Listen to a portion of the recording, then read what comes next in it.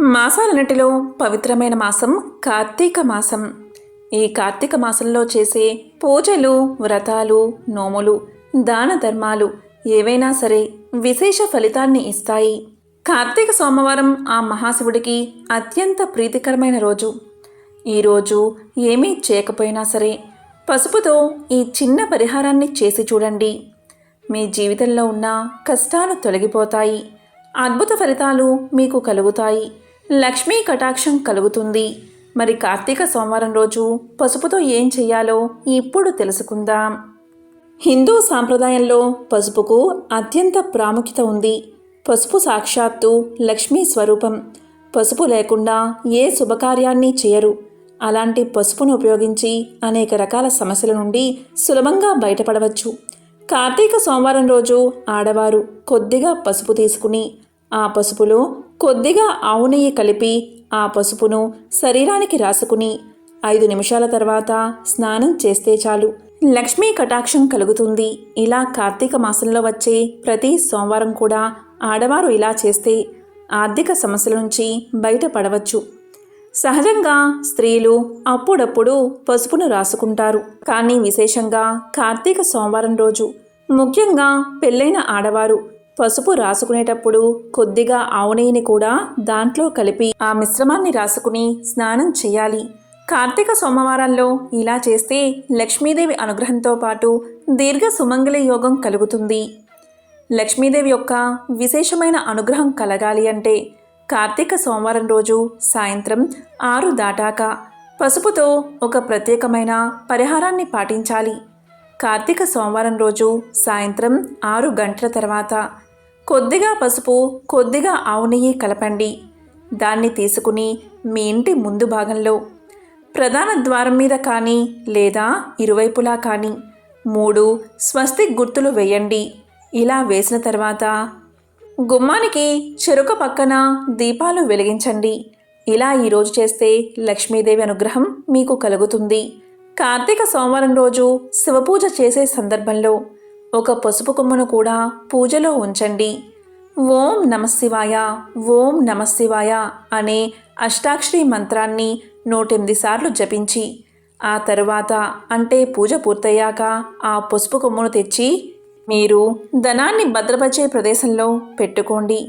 అంటే కార్తీక సోమవారం రోజు ఇంట్లో శివయ్య ముందు దీపాన్ని వెలిగించి ఒక పసుపు కొమ్మును అక్కడ ఉంచి పంచాక్షరి మంత్రాన్ని జపించి ధూపదీప నైవేద్యాలు పూర్తయిన తర్వాత దానిని మీ ఇంట్లో బీరువాలో పెట్టుకుంటే ఇంట్లో ధనానికి లోటు ఉండదు.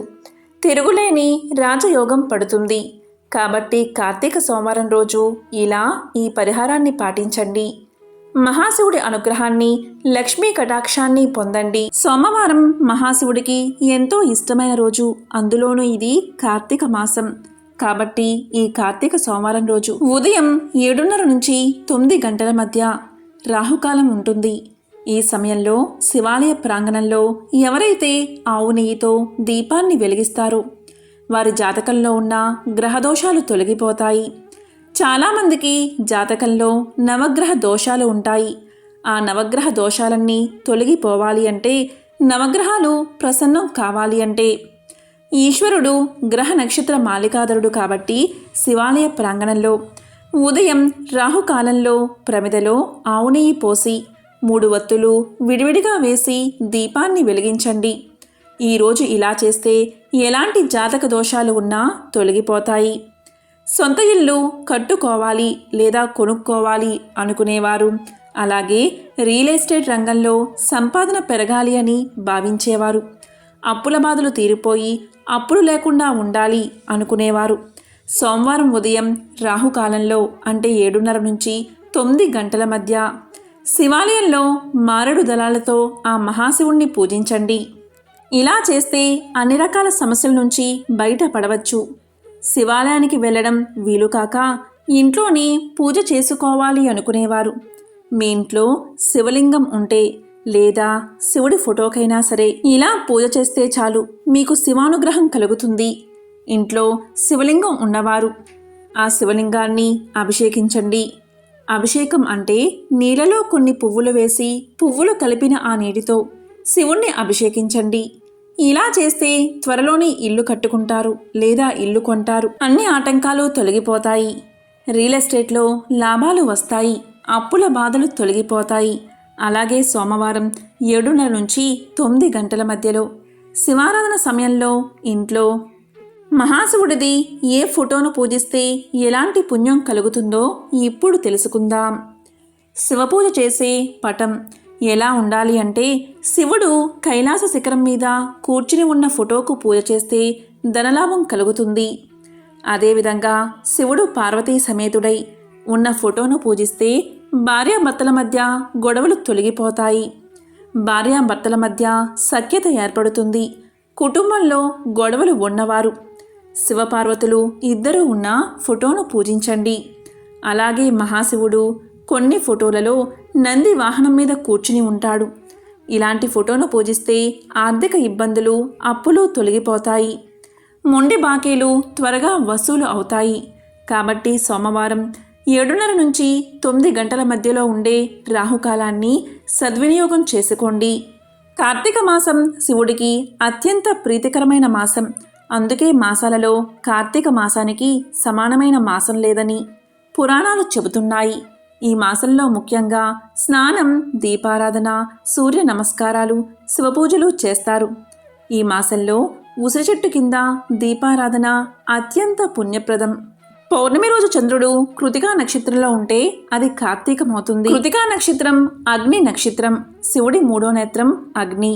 తన తనయుడైన కుమారస్వామిని కృతికలు అని మునిపత్నులు పెంచడం వల్ల వారి పేరుతో ఉన్న కార్తీక మాసమంటే మహాశివుడికి అత్యంత ప్రీతి. ఈ మాసంలో కార్తీక సోమవారాలు ఎంతో విశిష్టమైనవి. సోమ సాప్లస్ ఉమా అంటే ఉమా సహితుడు అని శుభ్రమైన అర్థం వస్తుంది. పార్వతీ సహితుడైన పరమేశ్వరుడికి ఆరాధన కార్తీక సోమవారాల్లో విశేషంగా చేస్తారు. కార్తీక సోమవారం ఆ మహాశివుడికి ఎంతో ప్రీతికరమైన రోజు. కార్తీక మాసంలో నెలంతా దీక్షతో లేనివారు కనీసం సోమవారం రోజైనా పూజలు, ఉపవాసాలు పాటిస్తే చాలు సకల కోరికలు నెరవేరతాయి.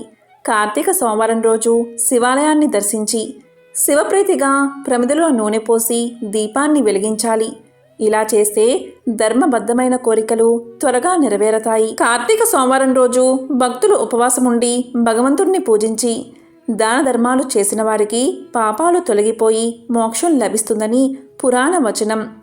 కార్తీక సోమవారం శివాలయాన్ని దర్శించడం చాలా మంచిది.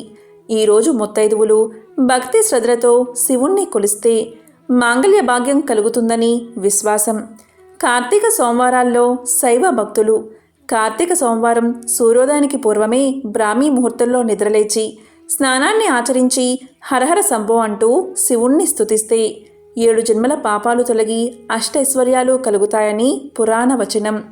కార్తీక సోమవారం ఉదయం స్నానాన్ని ఆచరించి మొదటిగా దీపారాధన చెయ్యాలి. తరువాత శివుడికి అభిషేకం చెయ్యాలి. ఇలా చేస్తే సకల అభీష్టాలు నెరవేరతాయి.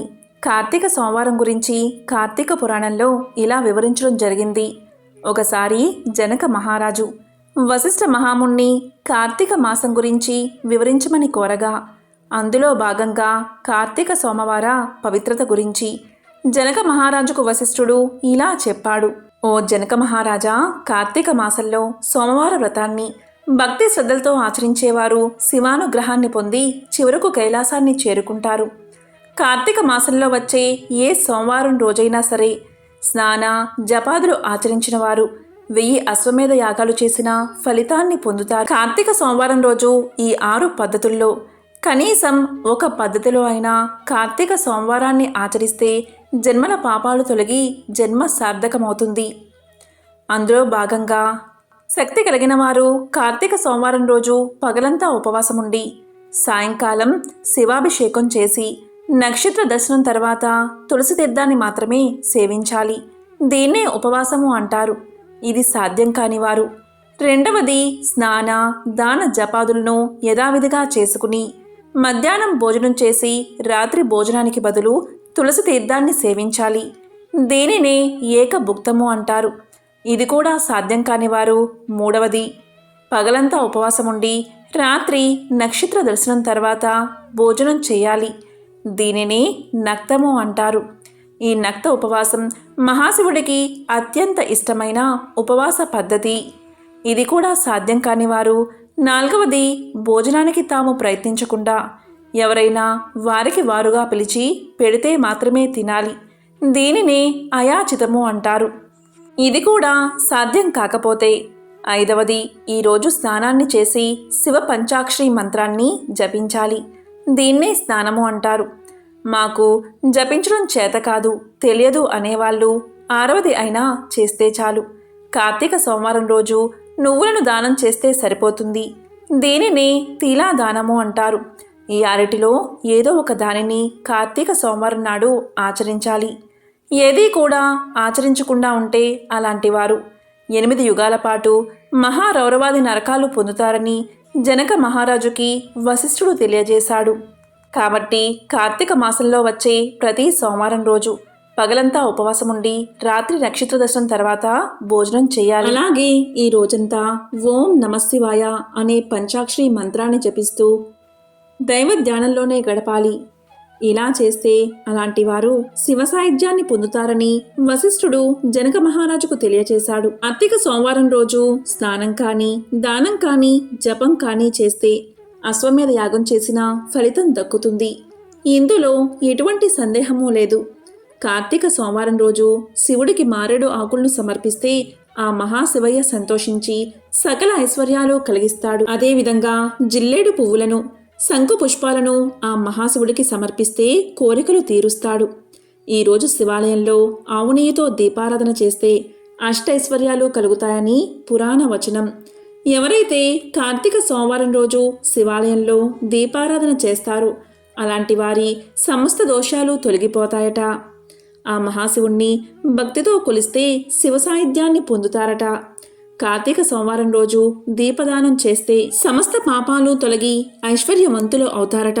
స్త్రీలు కానీ పురుషులు కానీ ఎవరైనా సరే కార్తీక సోమవారం రోజు ఉపవాసముండి సాయంత్రం నక్షత్రాలను చూసి రాత్రి భోజనం చేయాలి. అలాగే ఈరోజు శివలింగానికి అభిషేకం చేసి పూజ చేసి రాత్రి భోంచేసిన వారు మహాశివుడికి ప్రీతిపాత్రమైన వారవుతారు. కార్తీక సోమవారం రోజు ఆ మహాశివుణ్ణి మల్లెపూలతో పూజిస్తే అలాంటి వారి పాపాలు సూర్యోదయం తర్వాత చీకటి పోయినట్లు తొలగిపోతాయట. కాబట్టి ఎంతో విశేషమైన కార్తీక సోమవారం రోజు పసుపుతో ఇలాంటి పరిహారాలు పాటించండి. అదేవిధంగా నక్త ఉపవాసాన్నైనా పాటించి ఆ మహాశివుడి అనుగ్రహాన్ని పొందండి. ఓం నమఃశివాయ.